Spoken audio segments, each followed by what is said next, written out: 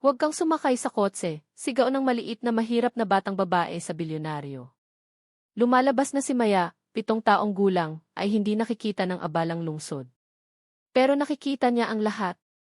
Kapag ang isang bilyonaryo ay malapit ng pumasok sa isang nakamamatay na bitag na perpektong inihanda, ang matalas na mata ng batang lansangan ang tanging pag-asa niya. Sa mundo ng mga anino at panlilinlang, isang matapang na batang babae ang magbabago ng 2 buhay magpakailanman. Bago tayo magsimula, sabihin sa comments kung anong oras na at saan ka nanonood. Tara na! Invisible si Maya buong buhay niya. Hindi sa mahiwagang paraan, kundi sa masakit, nakakasakal na paraan na naunawaan lang ng mga batang lumaki nang walang sinumang tunay na nakakakita sa kanila. 7 taong gulang pa lang siya, natutunan na niyang hati ang mundo sa 2 uri ng tao, yung mga tumitingin sa kanya na parang wala siya, at yung mga umiwas ng tingin. Ang kanyang ina, si Amara, ay nagtrabaho ng 3 trabaho bago siya tuluyang pinahina ng sakit. Ngayon, si Amara ay halos buong araw nasa kanilang maliit na silid, inuubo sa tela, bumubulong ng mga dasal sa kisami, umaasa kay Maya na magbenta ng kahit anong maliit na bagay na ibinibigay ng mga kapitbahay. Lumang damit, prutas na may pasa, sirang gamit sa basket na minanapa ni Maya mula sa kanyang lola. Ang basket na iyon ang pinakamahalagang pag-aari ni Maya, hindi dahil sa laman nito, kundi dahil ginawa iyon ng mga kamay ng kanyang lola. Sabi ng lola niya, Maya, binibigay ng Diyos ang pinakamatalas na mga mata sa mga taong wala ng ibang mapagkakatiwalaan. Natutunan ni Maya na mabuhay gamit ang mga matang iyon. Napapansin niya ang lahat. Alam niya kung aling kanto ang may pinakamaraming dumadaan. Nakikita niya kung sino sa mga negosyante ang mababait sa paraan ng kanilang paglalakad. Ang mga may kasalanan, laging mabilis ang hakbang at nakayuko ang ulo. Napapansin niya kung aling mga eskinita ang nagbabago sa gabi. Nakikita niya kapag may mali bago pa ito tuluyang maging mali. Nang umagang iyon, dumating siya sa dati niyang pwesto sa labas ng Meridian Tower, isa sa pinakamahal na gusali sa lungsod. Eksaktong 8:00, inilapag niya ang basket, inayos ang kanyang lumang jacket, at pinanood ang mundo na nagsisimula ng abala at walang pakialam na umaga. Doon niya siya nakita. At mas mahalaga, doon niya napansin ang mali sa kotse.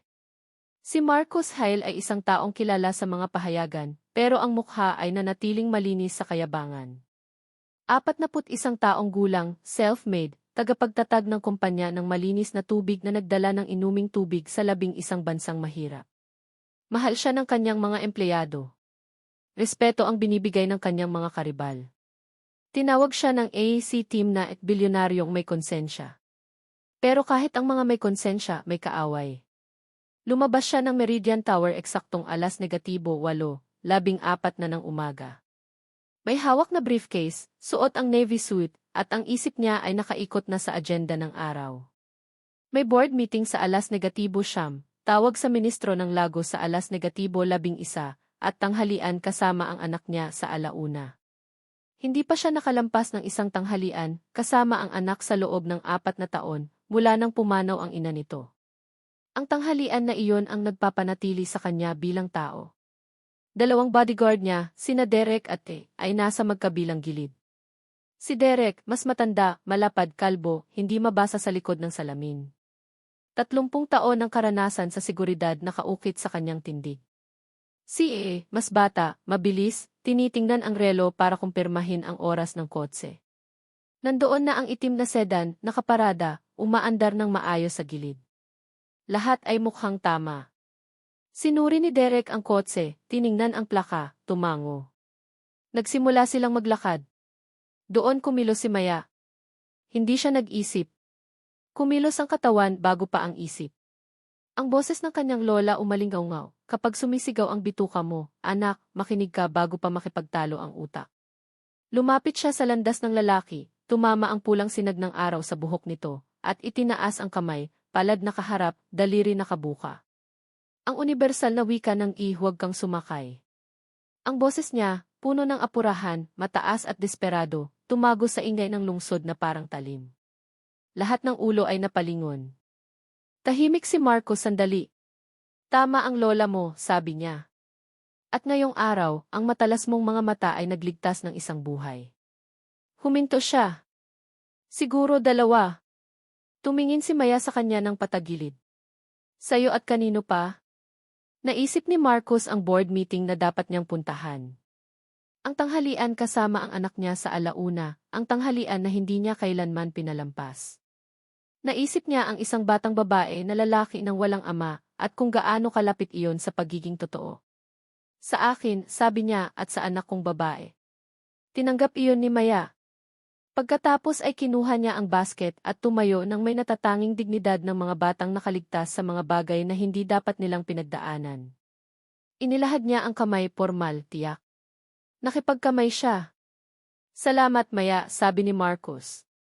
Tumango siya ng minsan. Mag-ingat ka, Ginoo. At sa unang pagkakataon ngayong umaga, ngumiti si Marcos Hale. 6 na buwan ang lumipas, ang bangketa sa labas ng Meridian Tower ay mukhang pareho pa rin. Ang mga negosyante ay nagmamadali pa rin, nakayuko laban sa malamig na hangin. Ang lungsod ay patuloy na humuhuni sa malamig, walang pakialam na apurahan. Pero ang kanto kung saan nakaupo ang isang maliit na batang babae na may lumang jacket ay wala na. Sa kabilang panig ng lungsod, sa maaraw na pakpak ng isang pribadong pulmonary clinic, humihinga ng maayos si Amara. Wala na ang matinding ubo na minsang gumambala sa kanilang mamasa-masang apartment, napalitan ng matatag, himalang ritmo ng paggaling. Tinupad ni Marcos Hale ang kanyang pangako.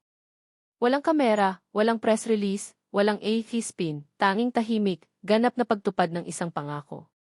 Nakaupo sa tabi ng bintana ng ospital, hindi na suot ni Maya ang lumang jacket.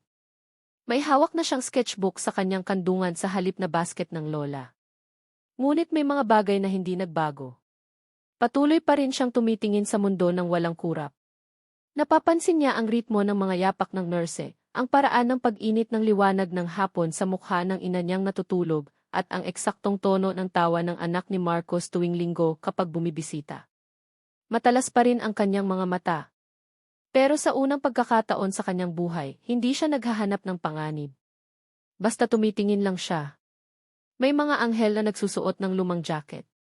May mga anghel na may dalang basket. At may mga anghel na may matang sapat na matalas para makita ang pinakamadilim na pagkukunwari, hindi dahil binigyan sila ng mundo ng regalo, kundi dahil wala silang ibang pagpipilian kundi tumingin.